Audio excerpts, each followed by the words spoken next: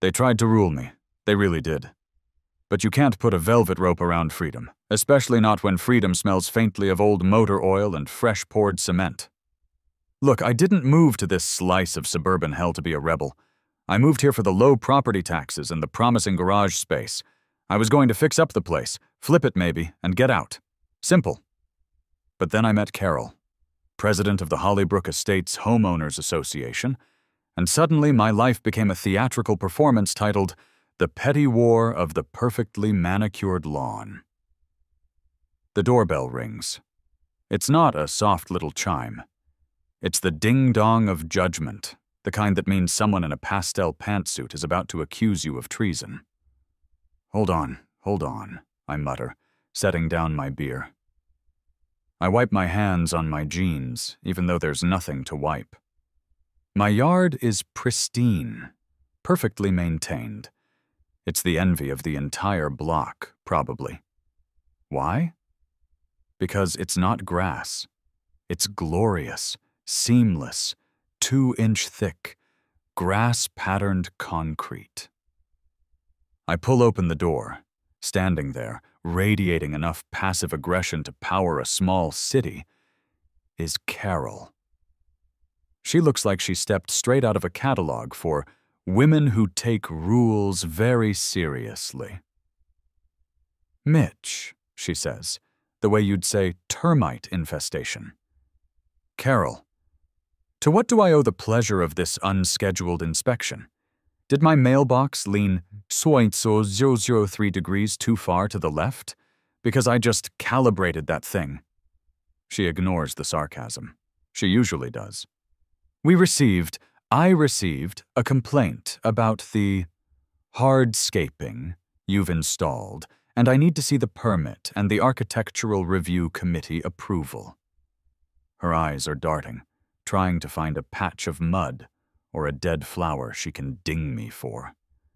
I lean against the doorframe, sipping my beer. Permit? For what?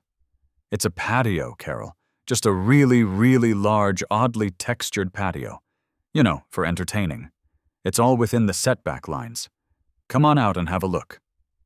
She steps onto the walk and immediately stops, staring at the entire front yard. The seamless expanse that looks exactly like a perfectly fertilized, freshly mowed, drought-resistant lawn. But it's not soft. It's stone. This is not a patio, Mitch. This is a clear, brazen violation of Article 4, Section 3.4b, Maintenance of Residential Turf. Ah, 3.4b, a classic. Let me grab the bylaws. I stride out onto the concrete, which feels wonderfully firm beneath my feet, and pull out the tattered booklet from my pocket. It's underlined and dog-eared, looking more like a sacred text than a neighborhood rulebook. I read dramatically. All residential properties shall maintain a uniform and aesthetically pleasing front lawn, consisting of live, maintained turf or approved xeriscaping. No vehicle, excluding approved maintenance vehicles, shall be parked or permitted to stand on said turf. I snap the booklet shut. Key phrase, Carol. Live maintained turf. Tell me, do you see anything live out here, Carol? Anything that requires water, sunlight, or my precious Saturday morning to be spent pushing a noisy machine? Nope. This, my dear, is an inanimate object. Therefore, it is not a lawn. It is merely a low-emission, zero-maintenance, park-anywhere surface. She looked like she'd bitten into a lemon that bit back. You see, I didn't start out wanting to pave the suburbs. My whole beef began about 3 weeks ago. I bought this old beast of a '78 muscle car, a real labor of love, and the transmission mount decided to commit suicide on a Tuesday. The garage was full of actual renovation debris, so I had no choice. I rolled the car about 2 feet onto the grass verge, intending to swap the mount out quickly. It was going to take an hour, tops. 35 minutes later, the dreaded crimson-inked envelope was taped to my front door. It wasn't a warning. It was a $150 fine, non-negotiable, for violating the sacred turf rule. I called Carol. "It was 20 minutes. It's barely a blade of grass damaged." "The rule is absolute, Mitch. The sight of vehicles on residential turf detracts from the uniform aesthetics of Hollybrook. You are setting a precedent." "A precedent for what? Basic engine repair?" That's when the little light bulb, the one powered by pure spite and caffeine, flickered on. If the rule specifically forbade parking on live turf, then the answer wasn't to stop parking on my yard. The answer was to obliterate the very concept of a lawn. No lawn, no rule. I researched asphalt, pavers, and gravel, but all those things looked messy and Carol would just call them unapproved xeriscaping. I needed something that said lawn, but screamed parking lot. The solution? Stamped concrete. But not just any stamp. It had to be the grass pattern. It was brilliant in its simplicity and its sheer, unadulterated snark. I called the city planning office, pretending I wanted a massive patio extension for a fountain, and they said, "As long as it meets drainage and setback requirements, go for it." They didn't even ask about the pattern. Because why would they? Finding someone to do this monstrosity was the first hilarious hurdle. I called 4 different concrete companies. The first guy, a corporate-sounding dude named Gary, not the HOA Gary, a different, equally joyless Gary, was appalled. "Stamped pavers, we do that. Slate, size, flagstone, brick pattern, beautiful work," he droned. "But a grass pattern? Sir, that is not a standard architectural finish. We'd have to commission a custom mold, and honestly, the liability— Are you sure you don't just want a nice water feature? Or maybe some tasteful river rock?" I hung up on his tasteful river rock suggestions. The second contractor, a huge guy with a neck tattoo and skeptical eyes, came out and stared at the empty, pathetic lawn.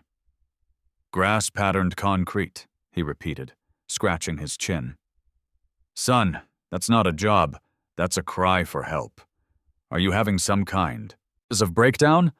Because I specialize in retaining walls, not existential landscaping crises." He shook his head and drove off, probably calling his therapist. I was getting desperate. Then I found Crazy Ray's Cement and Customs. His website looked like it was designed in 1998, featuring a blurry photo of a grinning guy in a hard hat next to a bright pink, glitter-embedded driveway. A true artist. I called the number. "Ray, I need a full front yard pour, stamped, patterned like a perfect lawn." A gravelly, enthusiastic voice crackled on the other end. "A fake lawn? Like, you want it to look like grass but be concrete? That's beautiful, man. That's performance art. I love it. I got a custom texture pad from an old movie set. They used it to fake a golf course on a stage. It'll be the flattest, greenest concrete yard in the state. You got a score to settle, kid?" "You could say that, Ray. It's about freedom. And parking. Say no more. Cash only. We start Monday. We're going to make that grass look so real, people will try to mow it." I had found my guy. The deal was struck, and the war was officially on. Carol was about to learn that when you push a guy who likes old cars and hates petty rules, he tends to pave the entire field of battle. Monday morning was a symphony of suburban aggression. The first concrete truck, a colossal, groaning beast, rolled down Hollybrook Lane at precisely 7:01 a.m., which, according to my research, was exactly 1 minute before the approved no noise before 7 o'clock a.m. rule officially kicked in. I may hate rules, but I know how to use them. Crazy Ray and his 2-man crew, who looked like they were on a permanent coffee break, were already there, prepping the forms. "Mitch, this is gonna be beautiful," Ray shouted over the diesel engine, pulling on gloves that were already coated in dried concrete. The trick is the tint. We hit it with the Lawn Green 3000 color additive, then the powder release to give it that realistic, freshly mowed depth. It's high-grade stuff, man. Won't chip, won't fade. This lawn is forever. Forever, I echoed, watching my life savings turn into wet cement. Just make sure it's smooth enough to walk on, Ray, but rough enough to look convincing. I need that perfect manicured aesthetic. The pour began. It was loud. So loud. The concrete mixer roared like an angry deity.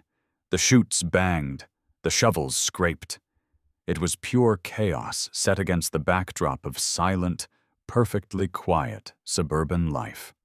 Every single curtain on the block, every single one, was twitching. I saw Mrs. Peterson across the street actually drop her coffee mug. That was a win.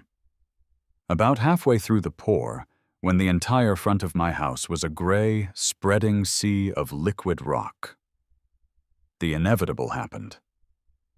A sensible sedan, painted a tasteful, non-threatening beige, pulled up. It was Gary, the HOA rules enforcer. He's Carol's right-hand man, a retired accountant who treats the HOA bylaws like the U.S. Constitution. He parked precisely by the curb, got out, and power-walked across the street, his face set in a grim mask of bureaucratic fury. "What in God's name is this, Mitch?" he hissed, standing at the edge of the wooden forms. "Morning, Gary. Beautiful day for a project, isn't it?" I waved cheerfully. "It's an upgrade. Curb appeal. I'm increasing my home's value, Gary. Don't worry, it's all permitted." "This is unapproved hardscaping. You are replacing required green space with an impervious surface. That affects drainage. It affects water runoff. This is absolutely non-compliant." He was quoting regulations he'd clearly memorized in his sleep. I leaned down to him, lowering my voice conspiratorially. "Gary, I'm building a patio. The city signed off on the area. And as for green space, well, look at it. Ray here is making sure it's the greenest damn space on the block. We're going zero emission, zero water consumption. Think of the environment, man.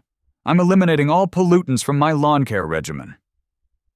Ray looked up from leveling the surface, sweat dripping from his brow. "Yeah, man, this is the future. You don't get weeds in concrete, buddy. It's low impact." Gary's eye started twitching.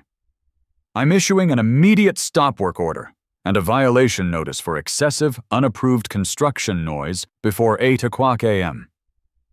Gary," I said, consulting my watch dramatically. "It's 7:45 a.m. We've only got 15 minutes left before 8 o'clock a.m. I'm afraid the concrete cures a little faster than your paperwork. By the time Carol gets her seal of approval on that stop work order, this will be federally protected, anti-HOA artistic property. Better call a tow truck for the concrete truck if you want to stop it now." Gary sputtered, threw his hands up in defeat, and retreated to his beige sedan, pulling out his phone to immediately call the highest authority he could think of. Probably Carol. The real work started after the pour. The stamping. Ray had the custom turf texture pad, a giant, flexible rubber mat the size of a pool cover, and it was truly weird. When pressed into the setting cement, it left the perfect crisscross, striated pattern of a freshly cut Bermuda lawn. "Okay, Mitch, we gotta move fast, man. This is the art part," Ray instructed, his face serious. "You get one shot at the texture, and then we hit it with the color release powder. Ready?" "Ready," I replied, watching the first section get pressed. It looked okay. A little too uniform, perhaps.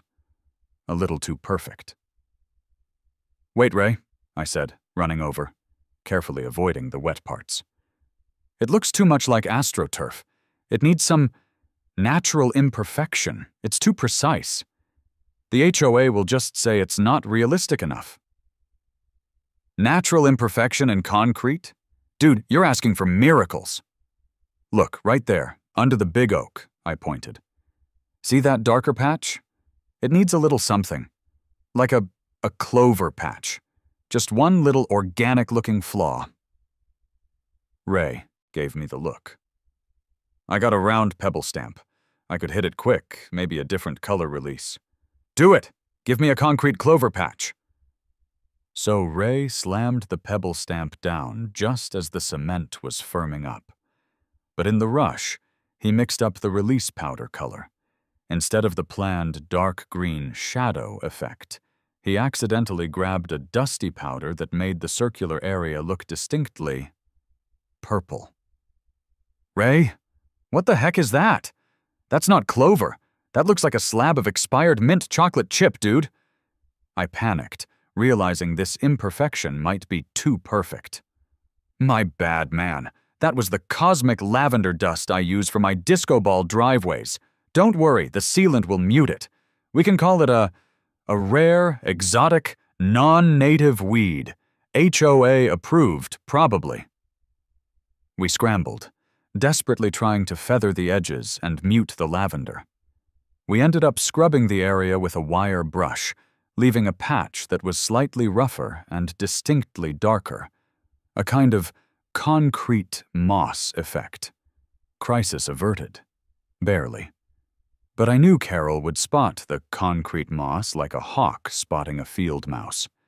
It was now a feature, not a bug. The rest of the stamping went smoother. We tinted it. We sealed it. And by the time the sun set, I was the proud owner of the only perfectly green, perfectly textured, perfectly impenetrable lawn in the entire county. The next day, it was cured. It looked fake from 10 feet away, but from the street, especially if you were squinting into the sun, it was undeniably a pristine lawn, a lawn that could handle a truck. The moment of truth arrived at 10 o'clock a.m. I drove my '78 muscle car, the very vehicle that started this whole mess, out of the garage and right onto the grass. I positioned it perfectly, not near the curb, not near the walkway, but smack dab in the middle. The tires rested on the fake turf. No damage, no violation. Just beautiful, non-live, automotive freedom. I took a selfie. Me, grinning maniacally, standing next to my car, parked on the concrete lawn. I posted it to the local neighborhood Facebook group, captioning it, HOA said no parking on lawn. They didn't say squat about parking on my newly installed, eco-friendly, zero-maintenance, custom-stamped, grass-themed patio extension. Problem solved. Stay vigilant, neighbors. The comments section exploded. It was half, Mitch is a menace and must be stopped, and half, this is the most brilliant thing I've ever seen. Where did you get the contractor? I sat back and enjoyed the chaos for about 2 hours until the mail truck arrived. But it wasn't the mail truck that delivered my next piece of correspondence. It was a teenager on a scooter wearing a cheap suit that clearly belonged to his dad. He looked terrified. He handed me a massive manila envelope, about an inch thick, sealed with a ridiculous sticker that read, Official documentation, HOA legal. Is this like a subpoena? I asked the kid. I think so, sir. Ms. Carroll said I had to deliver it personally and get a photo of it in your hand, he stammered. I obliged, posing with the envelope like it was a fishing trophy. Tell Carol I love the paper stock. I tore into the envelope. It was not one document. It was a manifesto. A 9-page, single-spaced cease and desist order, violation notice, and statement of intent to litigate. I retreated to my porch and started reading it aloud, giving it the dramatic narration it deserved. Chapter 1. The Insurrection of Hardscaping, I announced to the empty street. The actions of Mr. Mitchell A. Henderson constitute a clear and purposeful circumvention of the established covenants, conditions, and restrictions, CC&Rs, of Hollybrook Estates. The installation of a concrete surface, regardless of its ornamental pattern, is not a lawn and does not meet the spirit, intent, or generally accepted community standard of turf maintenance. The subject property, by replacing a permeable surface with an impervious one, has significantly and negatively impacted the overall aesthetic uniformity of the community, causing irreparable harm to property values and emotional distress to the membership. I paused, gasping for air. Emotional distress?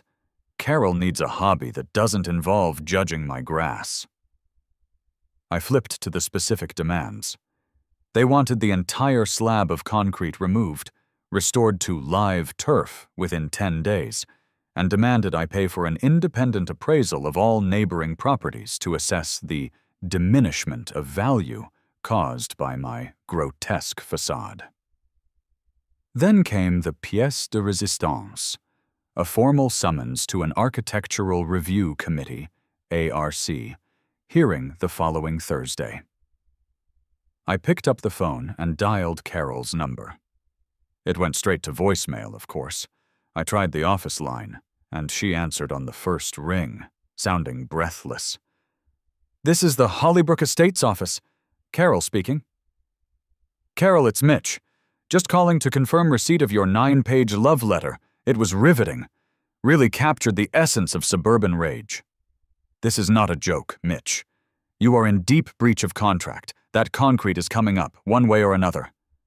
Her voice was dangerously controlled. "I have a counter-argument, Carol. Chapter 7 of your own CC&Rs, under Section 7.2 AA, Patio and Hardscaping Guidelines, clearly states owners may install, without specific ARC approval, hardscaping features intended for outdoor leisure or vehicle access, provided they do not exceed 50% of the front yard footprint. My concrete is technically a driveway extension/patio. It's exactly 49.5% of the front yard footprint. I checked the blueprints. There was silence on the line. I could hear her breathing getting shallow. "Furthermore, Carol, your violation notice cites live, maintained turf. I consulted 3 lawyers, one of whom was Ray's cousin, and they all agree that concrete is not turf. It's a surface. You are attempting to enforce a rule that is technically impossible to violate because the subject of the rule, my lawn, no longer exists. You told me not to park on the lawn. I obeyed."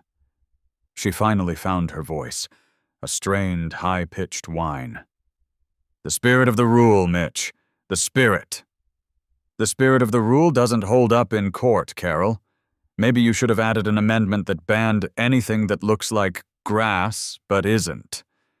Anyway, see you Thursday at the ARC meeting. I'm bringing refreshments. I hear concrete cures best with a light lager." I hung up, feeling like I'd just won the World Series of zoning.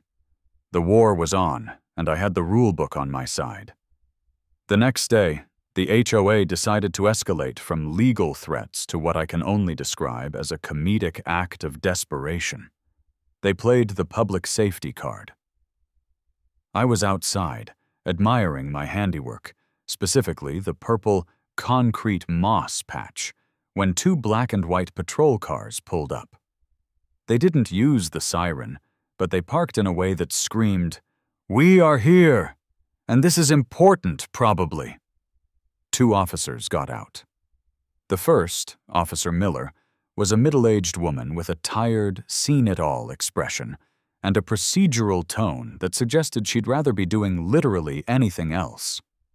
The second, Officer Jones, was young, fresh-faced, and clearly trying very hard not to smile. Miller walked up to me, clipboard in hand. "Mr. Henderson, we received a complaint regarding a potential public safety hazard and nuisance structure at this residence." "Ah, the concrete," I sighed dramatically. "I was wondering when this would happen. Which one of you gets to be the concrete expert? Jones immediately glanced at the yard, then at the sky, then back at me, his lip twitching. The complaint alleges, Officer Miller continued, ignoring my sass, that the installation of this pavement here is creating excessive glare, causing a traffic hazard, and is unsecure, creating a tripping hazard. Glare? I threw my hands up. It's green. It's matte finish. Do you get glare off a perfectly manicured lawn, officer? Of course not. This is basically a non-reflective, highly walkable surface. I've never felt safer. And a tripping hazard? It's smoother than the HOA president's driveway. I leaned closer to Officer Miller. This is a Code 1038, officer. A classic HOA harassment call.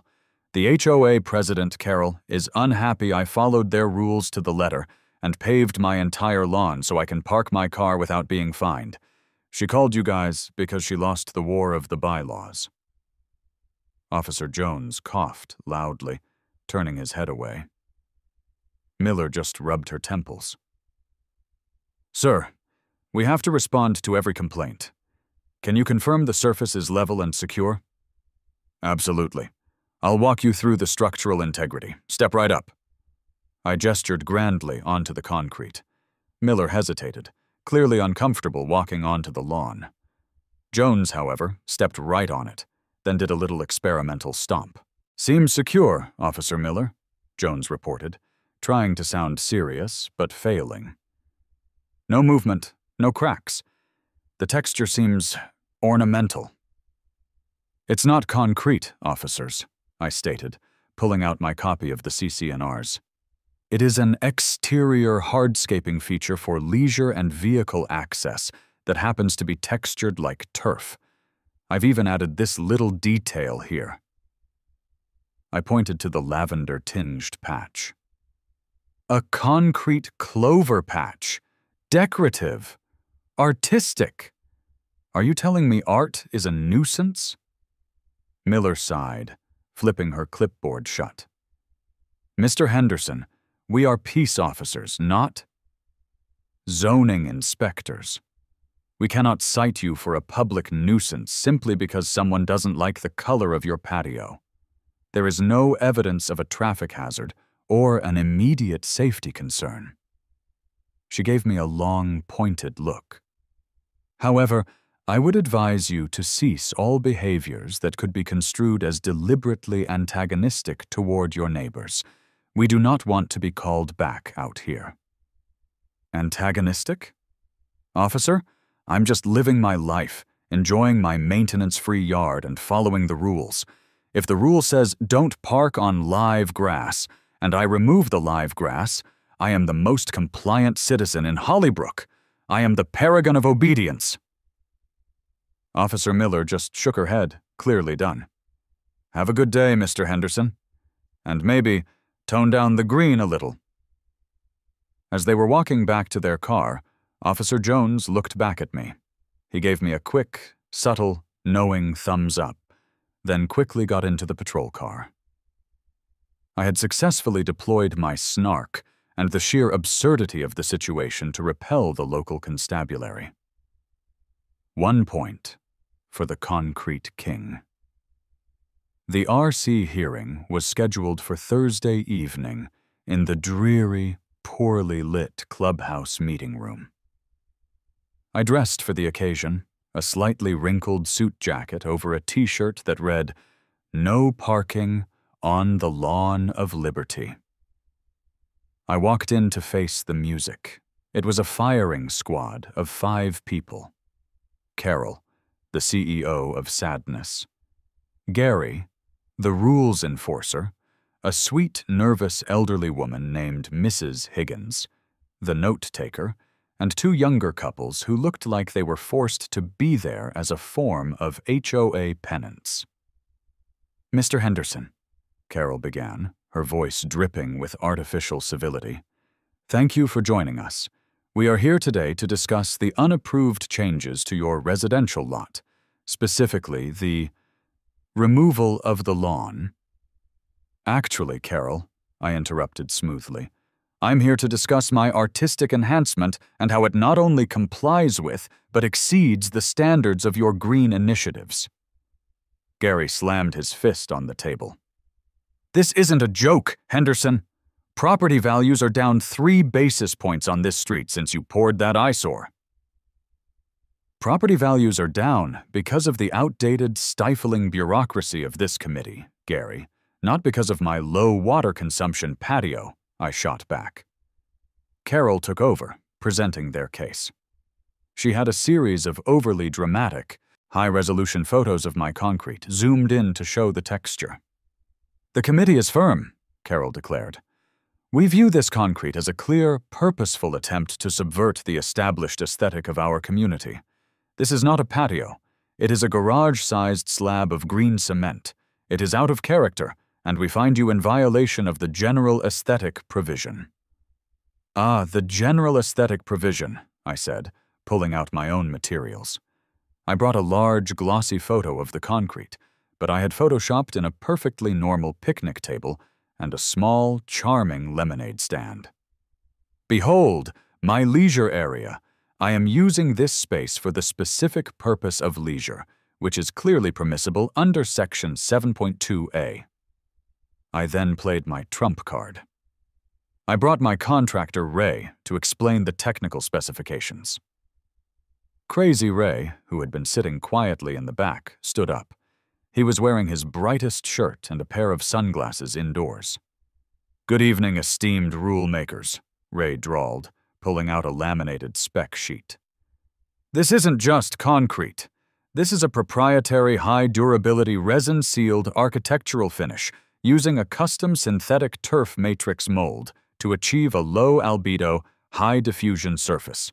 I used 4 coats of sealant. This surface is engineered to last 50 years with zero maintenance. You know what zero maintenance means? It means you can't fine him for dead grass, unkempt edges, or unauthorized parking. Ray pointed a finger directly at Gary. You want to talk about property values? The average homeowner spends $1,000 a year on lawn care. Mitch has reduced that to 0. That's $50,000 of pure home equity savings over the life of the surface. Mitch is increasing property values. The room was silent. Mrs. Higgins looked utterly confused, probably debating whether to write down synthetic turf matrix mold. I wrapped it up with a flourish. My concrete lawn saves water, eliminates pollutants from mowing, and provides an infinitely durable parking surface. I have obeyed the letter of the law. If you fine me, I will be forced to sue the HOA for discriminatory enforcement and violation of my right to install hardscaping. I suggest you amend your bylaws to specifically mention grass-patterned concrete. Until you do, this is a patio. I pulled a mini cooler out from under the table and dramatically took out 2 cold beers. I'm going to go enjoy my zero-maintenance leisure surface now. Anyone want a beer? The concrete is nice and cool. The meeting dissolved into chaos, with Carol shouting something about injunctions and litigation. I simply waved and walked out, grabbing Ray on the way. The stalemate was established, and the lawsuit threat was officially mutual. The next step, predictably, was the arrival of the big guns. The HOA, clearly insulted by my courtroom performance, hired a corporate shark named Ms. Sterling, a partner at a firm that specialized in suing average people over ridiculous zoning issues. Her letter arrived 3 days later. It was a work of art, a 20-page document filled with complex Latin phrases and threats that would make a mob boss blush. I read the most egregious section aloud for the camera I had set up, because now everything was content, naturally. This firm will move for a permanent injunction, compel removal of the non-conforming structure, and seek recovery of all legal and investigative fees, punitive damages for malicious compliance, and damages for the demonstrable diminution of marketability and aesthetics of the entire Hollybrook subdivision. We demand immediate cessation of all vehicle parking on the concrete surface and full compliance with the original violation notice within 48 hours. Failure to comply will result in filing a claim in district court for tortious interference with contractual relations. Tortious interference? I scoffed, adjusting my glasses. Sounds painful, Miss Sterling. Did you get that from a legal thriller? I knew I couldn't fight Sterling with my own amateur legal maneuvering in actual district court, so I did the next best thing. I hired Ray's cousin, Louis. Louis was less a lawyer and more a legally certified hustler. He mostly handled small claims and parking ticket appeals, but he was cheap, hungry, and loved a good fight. Louis's reply to Ms. Sterling was 2 paragraphs long, typed in Comic Sans font. I read it into the camera with glee. Dear Ms. Sterling, we confirm receipt of your aggressively formatted document. My client, Mr. Henderson, continues to comply with the Hollybrook Estates CCNRs. The hardscape is in compliance with 7.2a. Your claim of malicious compliance is moot, as compliance, by definition, cannot be malicious.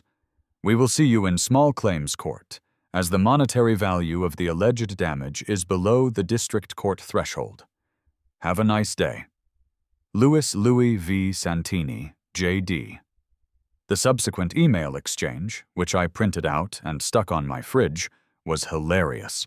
Sterling's responses were increasingly furious and formal. Louis's were brief, sarcastic, and always ended with an emoji or an overly casual sign-off like, "Catch you later, Sterling." Mitch's argument, refined by Louis. The concrete is a patio. If the HOA wants to stop parking on my patio, they need to add an amendment to the CCNRs that bans parking on patios. Until then, my car is enjoying its high-durability, permanent, grass-themed parking spot. Louis confirmed my key point. The case would be settled in small claims court, where formality and expensive lawyers meant less than simple, factual loopholes. While the legal battle was grinding away, the internet had seized upon my plight. My initial post went from a few hundred likes to tens of thousands of shares. Local news stations picked up the story. My identity morphed from Mitch, the guy fixing up the old house, to the Concrete King, the avatar of anti-HOA resistance. A local news reporter, named Tiffany showed up unannounced, microphone thrust aggressively in my face. "Mitch, you've become a symbol to homeowners everywhere. Are you fighting for freedom from petty tyranny?" she asked, her eyes wide with dramatic fervor. "I'm fighting for the right to park my car," I corrected, pulling out a bag of chips. "And to not water a lawn in the middle of a drought. It's mostly about convenience, Tiffany. And not paying $150 fines. The tyranny thing is just a bonus." "But the HOA is claiming this installation is an act of hostility. They say you are deliberately trying to devalue the neighborhood." Deliberately trying to devalue? "Tiffany, I paid a premium for this concrete. It's sealed, it's tinted, it's textured. Look at it." I knelt and pointed to the slab. "This grass never turns brown. It never grows weeds. It will look like this on the day I sell the house. That's consistency. That's value. The only hostility here is coming from the people who think they can tell me what kind of rocks I can put on my own property." The news segment aired that night, and it was glorious. They showed slow-motion shots of my car parked on the concrete, juxtaposed with Carol's tight, angry face reading a prepared statement about non-conforming structures. The comments section of the station's website was 90% in my favor, cheering on the Concrete King. People started driving by, not just neighbors, but strangers in cars from other towns, slowing down to take pictures of the glorious green parkable slab. I even had a small sign made and stuck it in the concrete. "Selfie zone. Ask before parking. I even got a message from an HOA member in Arizona who was planning to replace his yard with cactus-patterned concrete. I was a revolutionary, and my weapon was stamped cement. The viral fame definitely split the neighborhood. The supporters came out of the woodwork, mostly late at night. Old Man Jenkins, the perpetually grumpy retiree from 2 doors down who had been a silent observer, brought me a 6-pack of craft beer one evening. "Mitch," Jenkins grumbled, pushing the beer into my hands. "I've been on this street 40 years. 40 years of Carol and the rest of those vultures telling me my rose bushes are too high. They fined me once for leaving my garbage can out 3 minutes early. You, son, you are doing God's work. You gave them the lawn they demanded, and you stuck it where the sun don't shine." "Just following the rules, Mr. Jenkins." "Yeah, well, keep it up. And don't let them get you on the fence height. They're obsessed with fences." My enemies, meanwhile, became bolder. The primary aggressor was Gary, the HOA lackey. He seemed to take the entire thing personally. One afternoon, Gary caught me fiddling with my mailbox.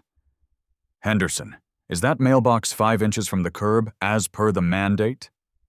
"It is exactly 5.5 inches from the curb, Gary. I just checked the specs." "Mandate states 5 inches," he shrieked. "Mandate states not more than 5 inches. I am 0.5 inches over." "It's an American mailbox, Gary. It deserves a little breathing room," I retorted, adjusting the pole just slightly to push him over the edge. He looked like he was going to explode. "I'm issuing a violation. Your mailbox is obstructing the sight line and violating the spirit of the 5-inch rule." "Go ahead, Gary. Add it to the pile. I need more material for my next post. The world loves to see your petty, tyrannical side." He stormed off, defeated by a 1/2 inch and a man with a sarcastic streak. The concrete lawn had become a symbol, and now every minor infraction was a front in the grand war between freedom and excessive regulation. Bring on the court date. Louis and I were ready. The day of the small claims court hearing arrived. It was held in a stuffy, slightly depressing courtroom that smelled faintly of old coffee and defeat. The room was packed, mostly with my supporters, including Old Man Jenkins, and a few bewildered media people. On the other side sat Carol, Gary, and the stone-faced Ms. Sterling, who looked utterly disgusted to be in small claims court arguing about concrete grass. The judge, a wry-looking woman named Judge Reynolds, started by stating, "The court is here to determine if the defendant, Mr. Henderson, is in violation of the Hollybrook Estates CC&Rs regarding the maintenance of residential turf. I have read the filings, and I must say, Ms. Sterling, this is the most aesthetically unique case I've seen all year." Ms. Sterling stood up, radiating expensive legal aggression. "Your Honor, the plaintiff's case is simple. The intent of the CC&Rs is to preserve a uniform, natural aesthetic. Mr. Henderson's installation of this monstrosity is a purposeful and malicious circumvention of the rules. He has replaced a permeable natural lawn with an impervious, highly artificial structure designed solely to allow him to park a vehicle in a manner explicitly forbidden by the bylaws. We are asking for a removal order." She presented her photographic evidence, showing close-ups of the concrete texture, arguing it was clearly not a lawn. Then it was Louis's turn. Louis sauntered to the stand in a suit that was somehow both too tight and too baggy. But he looked completely calm. "Your Honor, with all due respect to my learned colleague, we are not arguing the intent of the rules, we are arguing the language of the rules. The rule says live, maintained turf. Concrete is not live. It is not turf. It is a highly durable custom hardscape. Furthermore, we are in compliance with Section 7.2a, which permits hardscaping for leisure and vehicle access. My client has simply chosen a visually engaging pattern. Visually engaging? The judge deadpanned, looking at a photo of the concrete. Yes, Your Honor, and to prove the technical superiority, I call our expert witness, Mr. Ray Rizzuto. Crazy Ray, wearing his best Hawaiian shirt, shambled up to the stand. Mr. Rizzuto, Louis began, can you describe what you installed?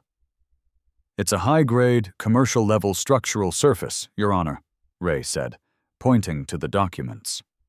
We utilized a premium blend designed to withstand 20 tons of static weight. It has a custom-applied synthetic algae bloom tint with a proprietary fescue texture matrix.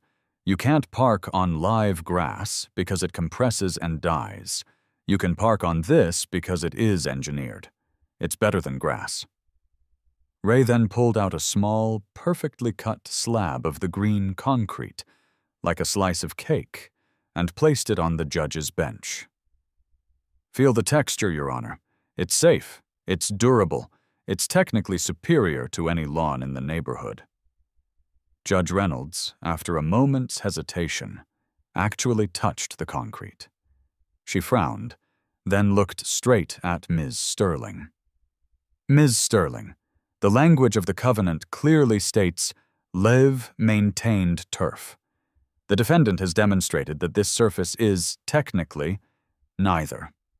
The court cannot compel a property owner to remove a structure that is in compliance with the hardscaping guidelines, simply because the pattern is unconventional. The verdict.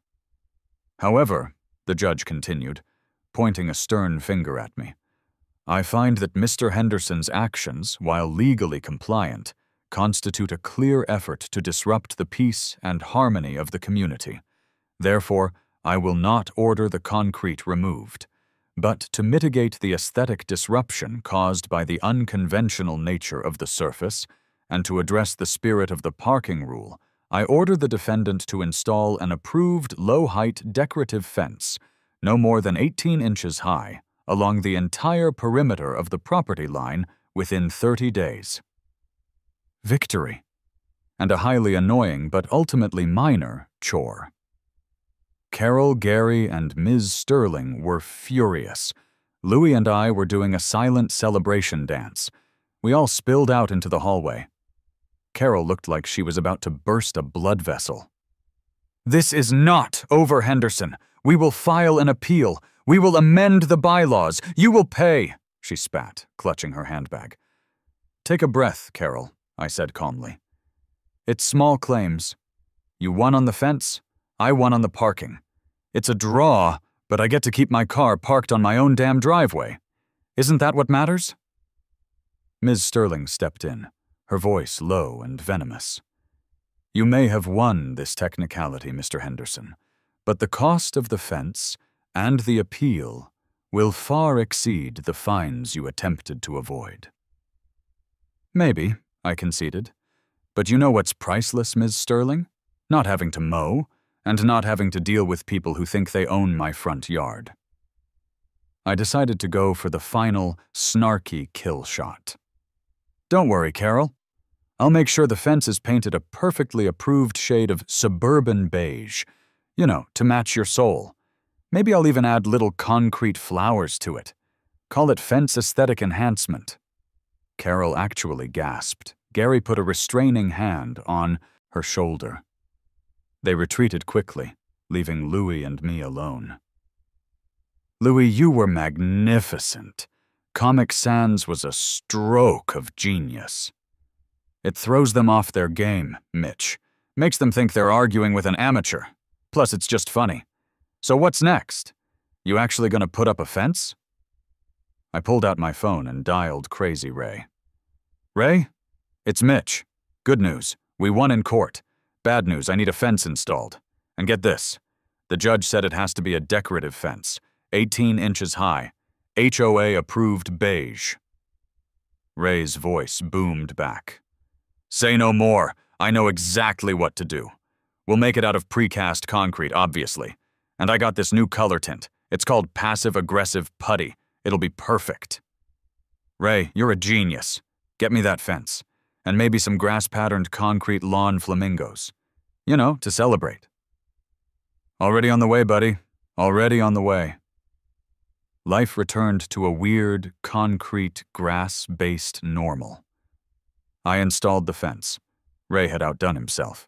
It was a precast concrete border, painted in the most innocuous, bland shade of taupe imaginable. It was exactly 18 inches tall. It was impossible to fault. The concrete lawn itself looked immaculate, my car parked proudly in the center, and the fence merely served to highlight the victory. The neighborhood, however, had shifted. The HOA still sent me passive-aggressive newsletters about the importance of community spirit, but they had lost their appetite for direct confrontation.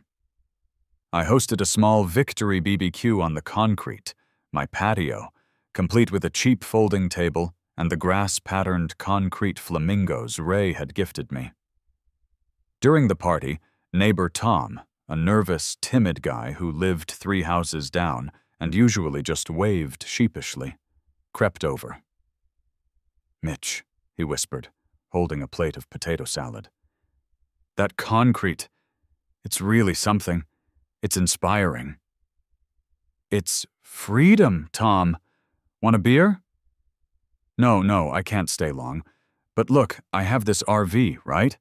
And I want to park it in the side yard.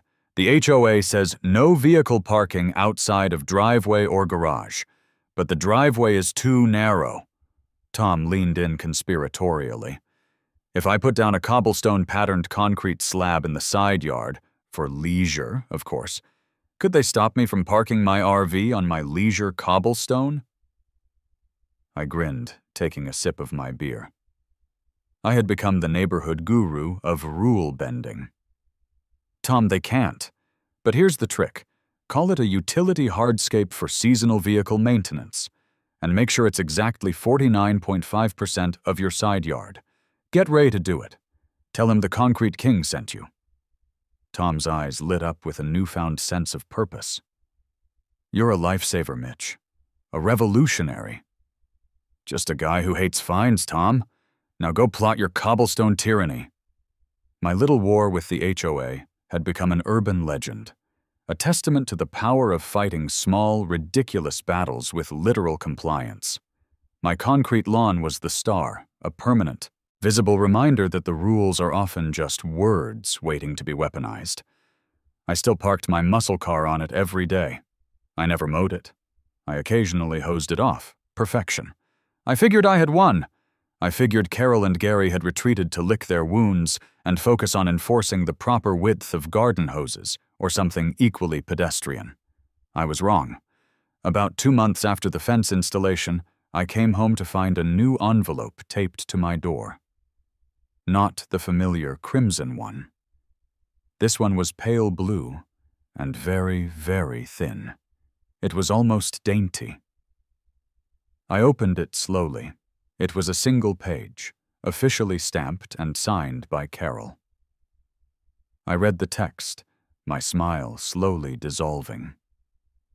The HOA, in a special emergency meeting, had formally amended the bylaws.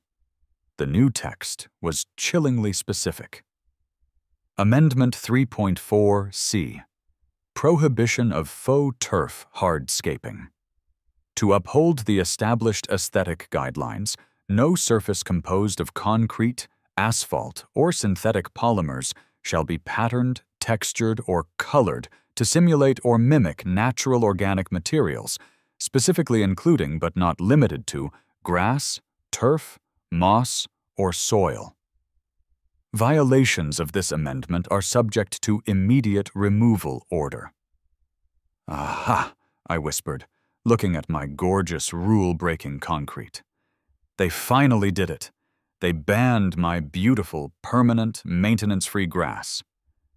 But then the final line, typed below the amendment, a personal note from Carol. "P.S.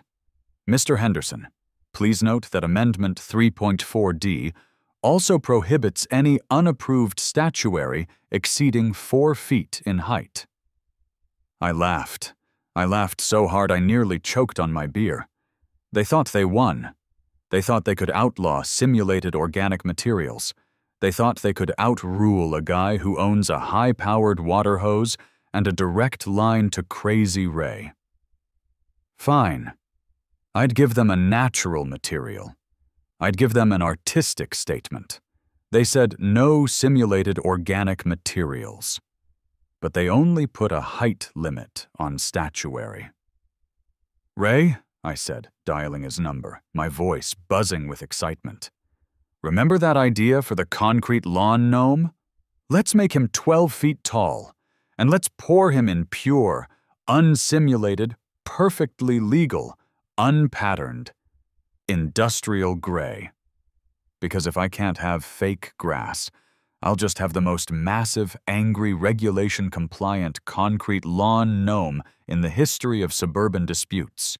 The war was never over. It was just changing shape. Word count, 1,000 words.